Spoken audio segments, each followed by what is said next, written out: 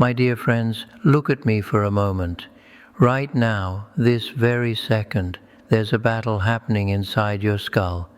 And I need to be honest with you, most of you are losing badly. Can I tell you something? Your mind is like a wild horse that's never been trained. It just runs wherever it wants, dragging you through the mud of yesterday's regrets and tomorrow's fears. Show of hands. How many of you know exactly what I'm talking about? Come on, be honest. That voice that won't shut up at 2 a.m., the one replaying that embarrassing thing you said 3 years ago, the one turning every small decision into a catastrophe. I've sat with thousands of people, students, seekers, broken hearts, successful business people, struggling parents, all kinds, and you know what they all say. Tenzin, I can't control my thoughts every single time, and I always smile because 40 years ago I said the exact same thing to my teacher in that freezing monastery in Dharamsala. My mind was chaos, my friends, complete storm. But listen carefully now, you're not supposed to control your mind. That's mistake number one. You think mastery means domination, like breaking that wild horse, but it doesn't. It means understanding, partnership. Do you hear what I'm saying?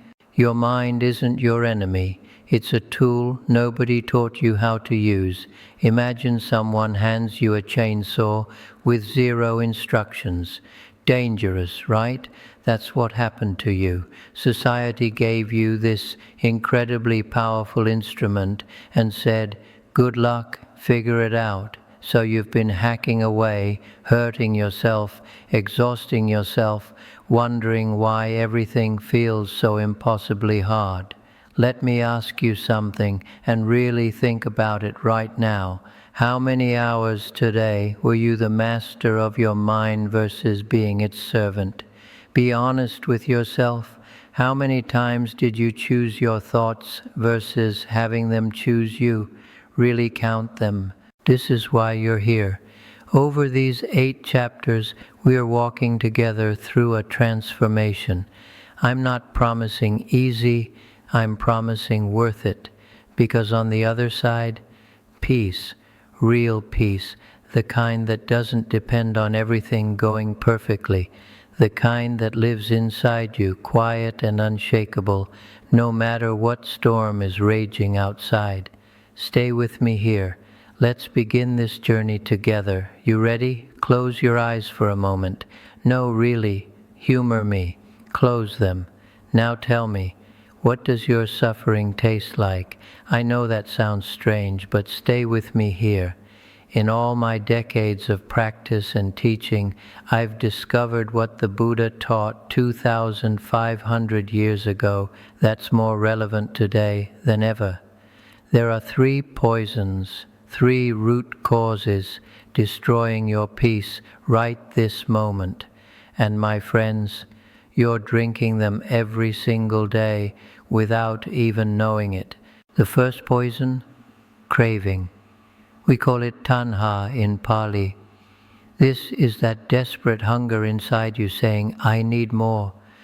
More money, more success, more likes on Instagram, more validation from people who don't even like you. More, more, more. Listen carefully. Craving isn't about wanting things. It's about believing your happiness lives outside you in something you don't have yet. It's the lie that whispers, I'll be happy when. Let me tell you about Sonam. Successful businessman came to me 3 years ago. Beautiful family, big house, everything society says you should want. Miserable, completely miserable. You know why? His craving never stopped. Got the promotion, wanted the next one, got the bigger house, needed the lake house. His happiness was always one achievement away, always just out of reach. The second poison is aversion. This is craving's evil twin, the desperate need to push away everything uncomfortable, pain, boredom, silence, difficult emotions, challenging people. You know this one, don't you? Reaching for your phone the second you feel bored, binge watching shows to avoid feeling lonely, saying yes when you mean no because you can't stand conflict. And the third poison, this one's subtle, pay attention, ignorance, not stupidity, ignorance of your true nature, ignorance of impermanence, ignorance of interconnection. You live as if you're separate, permanent, in control. And that fundamental misunderstanding creates every other form of suffering in your life. Here's what I need you to understand. These three poisons are operating right now in the background of your mind, like viruses in a computer, running programs you didn't install, making decisions you didn't authorize, creating suffering you didn't ask for. But, and this is so important, once you see them clearly, once you recognize them, they begin losing their power. Recognition is the first step toward freedom, my friends. Can you see them now? Let me ask you something, and I want you to really sit with this uncomfortable question. What are you holding on to right now that you absolutely know, you'll eventually lose? Don't look away from this. I see some of you already getting uncomfortable. Good. This discomfort, this is exactly where wisdom lives, my friends. Everything changes, everything. We call this anicca in Buddhism, impermanence. And I'm going to tell you something that might upset you at first, but trust me on this. Your suffering exists because you're fighting against the one law of the universe that never ever breaks. You're trying to make permanent what is fundamentally temporary. Your youth, temporary. Your health, temporary. That relationship you're desperately clinging to, temporary. That job title you're so proud of, temporary. Even this body you're walking around in, this you that feels so solid and real, temporary, my friends. Everything is in flux, always, every single moment. I see you tensing up. Tenzin, that's depressing, that's dark. No, no, no. Stay with me here. This isn't depressing. This is liberation. This is the key that unlocks your freedom. Let me tell you what happened to me when I truly understood impermanence. I was 32, sitting in meditation, when my teacher's words suddenly landed in my body, not my head, my body. He'd said, "Tenzin, you suffer because you believe things should last forever." And in that moment, something cracked wide open inside me. I realized I was exhausting myself, trying to stop rivers from flowing, trying to keep autumn leaves from falling, trying to freeze beautiful moments in time like photographs. The peace didn't come from making things permanent. It came from accepting their temporary nature completely. Do you see what I'm saying? Here's the practice I want you to do this week. Every morning when you wake up, before you check your phone, say this out loud. Everything I love will change, everything I have will disappear, and that's okay. Say it, feel the resistance, feel the fear rising, and then feel what's underneath that fear, a kind of tender openness, a softness toward life. Because here's the beautiful paradox, my friends, and this will change how you live. When you stop trying to make things permanent, you actually enjoy them more. You taste your coffee differently when you know this exact moment will never come again. You hug your children tighter when you understand these days are fleeting. You forgive more easily when you realize everyone you're angry at is changing right now. Impermanence isn't the enemy. Your resistance to it is. Let that sink in. My dear friends, I'm about to introduce you to someone you've never properly met, even though you've been together literally your entire life. Are you ready for this? Look at me. Right now, in this very moment, you're here listening to me. You're aware of being here. There's a you experiencing this moment. But who is that you? No, really, who is the one watching your life unfold? Think about it right now. This is what changed everything for me, and I promise you, this will change everything for you too. There's the thinking mind, the one constantly chattering, planning, worrying, remembering, judging. And then there's the observer, the one who notices the thinking mind. Do you see what I'm saying? There's the thoughts and there's the awareness of the thoughts. They're not the same thing at all. Let me give you an exercise right this second. Notice your breathing. Don't change it.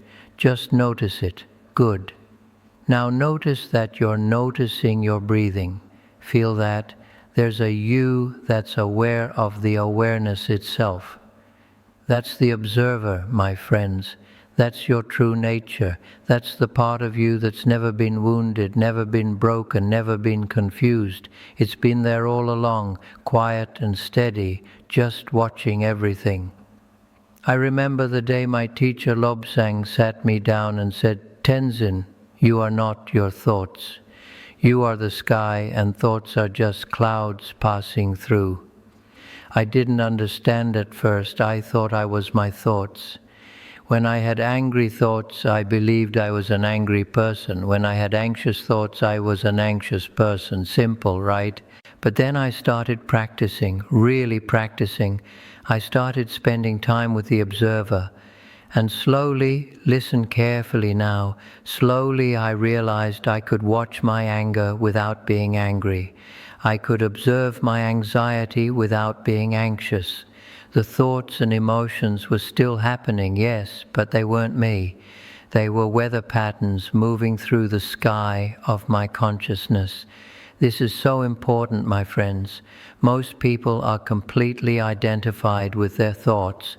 When a thought says, "I'm not good enough," they believe that's truth carved in stone.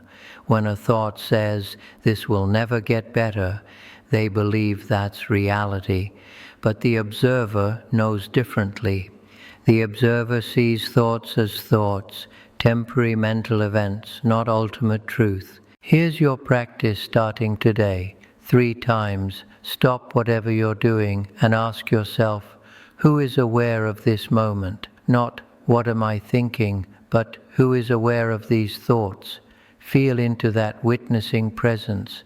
That's you. That's your true home. That's where mastery begins. Because once you discover the observer, everything changes. You can't be controlled by a mind you're watching. Trust me on this. Let me tell you about the moment that would have destroyed my peace if I hadn't learned what I'm about to teach you. I was rushing to give a talk, late, stressed, mind racing like crazy. Someone cut me off in traffic, and I felt rage surge through my entire body. My hands gripped the steering wheel, my jaw clenched tight. And then I paused, just for 3 seconds. 3 seconds, my friends. In that pause, everything changed. The rage was still there, yes, but I wasn't inside it anymore. I was watching it, and because I was watching it, I had a choice. Do you see what I'm saying? Between every trigger and every response, there's a space. Most people never find that space. They go straight from stimulus to reaction, anger to shouting, fear to fleeing, craving to consuming. Boom, boom, boom. No pause, no choice. Just automatic reaction, like robots. But in that space, that sacred pause, that's where your freedom lives, my friends. That's where mastery actually happens. The Buddha taught something called sati, mindfulness, presence, aware attention, but I prefer to teach it as the sacred pause because it sounds like what it is, holy ground. That moment when you stop, breathe, and choose your response instead of being hijacked by your programming. Here's what the sacred pause looks like in real life.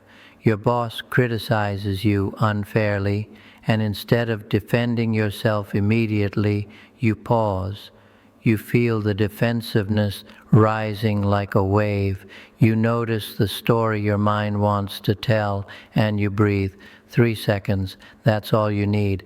In those 3 seconds, you remember who you are. You remember the observer.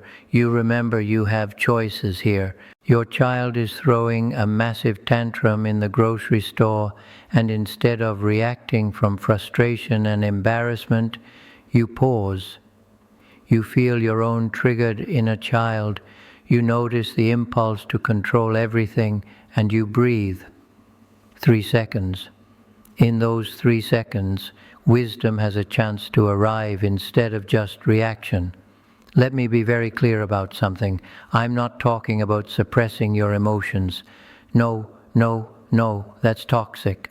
I'm talking about creating space around them. The sacred pause doesn't eliminate anger or fear or sadness. It gives you room to respond to them wisely instead of being completely hijacked by them. I had a student, Pema, who struggled with terrible anxiety attacks, debilitating panic that would drop her to her knees. We worked together on the sacred pause. At first, she could barely find 1 second before the panic consumed her completely. But slowly, with practice, she learned to catch that moment when her heart started racing. She'd pause. She'd whisper, "This is anxiety. It's here. I see it." And you know what happened? The panic lost its grip, not because she fought it, but because she learned to pause with it. Here's your practice. Every time you reach for your phone today, pause for 3 seconds first. Every time you're about to speak in anger, pause. Every time you feel overwhelmed, pause. 3 seconds changes everything. I need to tell you something that's going to sound absolutely crazy at first, so stay with me here. Don't close your mind yet. Your suffering is trying to teach you something incredibly important, and instead of listening to it, you've been running from it your entire life, full sprint, exhausting yourself. Listen to me carefully, my friends. I spent years in monasteries learning meditation, studying ancient texts, practicing compassion techniques. But you know what taught me the most? My own suffering. The crushing loneliness I felt as a young monk, the doubt that nearly made me quit the path completely, the grief when my beloved teacher died. That suffering, that was my greatest teacher. My most profound wisdom came from pain, not from books. We live in a world that says suffering is the enemy. Fix it immediately, medicate it, distract yourself from it, positive think your way through it. Just don't feel it, whatever you do. But Buddhism teaches something radically different. The Buddha's first noble truth isn't life should be pleasant and comfortable. It's life includes dukkha, suffering, unsatisfactoriness, that fundamental ache of being human. He didn't say eliminate it. He said understand it, learn from it. So here's what I'm going to ask you to do, and I know this is hard. Stop running. Turn around right now. Face your suffering directly and do something completely counterintuitive. Befriend it. Let me tell you about Karma, a woman who came to me absolutely drowning in depression. She'd tried everything to escape it. Therapy, medication, exercise, gratitude journals, positive affirmations, everything. Nothing worked for long, so I taught her something different. Tomorrow morning, I said, when the depression arrives, I want you to say, "Hello, old friend. I see you. What do you need to teach me?" She looked at me like I'd completely lost my mind, but she was desperate, so she tried it. And slowly, over weeks and months, something profound shifted. The depression didn't disappear, but her relationship to it changed completely. She stopped fighting it like an enemy, and in that surrender, she found something underneath. Old wounds that needed attention, truths about her life that needed acknowledging, parts of herself that desperately needed compassion. Do you see what I'm saying? Your anxiety isn't the real problem. Your resistance to the anxiety is the problem. Your sadness isn't the enemy. Your judgment of the sadness is the enemy. Your pain isn't what's destroying you. Your war against the pain is what's destroying you. Here's the practice, and I want you to really try this. The next time you're suffering, really suffering, try this. Sit down somewhere quiet, close your eyes, and instead of pushing the suffering away like you always do, invite it closer. Say, I see you, I feel you, what do you need me to know? And then listen, really listen, not with your thinking mind, but with your heart. You'll be amazed at what your suffering reveals. My dear friends, let me ask you something right now. What's weighing you down at this very moment? No, really. Stop and feel it. Don't think about it. Feel it in your body. Maybe it's a grudge you've been carrying for years like a heavy stone. Maybe it's a dream that didn't come true. Maybe it's a version of yourself you can't seem to become. Maybe it's guilt, shame, regret eating at you constantly. Whatever it is, you're carrying it everywhere you go, like a massive boulder strapped to your back, and you're exhausted, aren't you? Be honest. I'm going to teach you the most difficult and most liberating practice in all of Buddhism, letting go. The Japanese have a concept called shibumi, effortless beauty, simple elegance, the art of removing what's unnecessary. That's what letting go is, my friends. It's not giving up, it's clearing away what's blocking your peace so light can get in. Listen to me carefully now. You think holding on makes you strong. You think clinging shows you care. But it's the opposite. Letting go is what makes you strong. It takes no strength to clench your fist around something and never release it. It takes tremendous strength to open your hand and let it go. I learned this the hard way. When I was young, I was desperately attached to being right. I'd argue, debate, defend my positions like my very life depended on winning. And you know what? I was miserable, constantly tense, constantly preparing for the next battle, constantly exhausted. Then one day, my teacher said something that absolutely shattered me. Tenzin, would you rather be right or be at peace? I couldn't answer, because I wanted both. But he just smiled sadly and said, then you'll have neither. He was right. I had to choose. And slowly, practice by practice, argument by argument, I learned to let go, to say you might be right instead of you're absolutely wrong, to release my death grip on outcomes, to stop trying to control everything and everyone around me like a puppet master. Here's what I need you to understand. Letting go isn't passive. It's not resignation or defeat or giving up on life. It's active trust in the unfolding of life. It's saying, I release my need to control this, and trusting that you'll be okay anyway. That takes courage, my friends. Think about this for a moment. A tree doesn't cling desperately to its leaves in autumn. It just lets them go, trusts the seasons completely, and grows beautiful new ones in spring. But you're holding on to dead leaves from 10 years ago, wondering why you can't grow anything new. Do you see what I'm saying?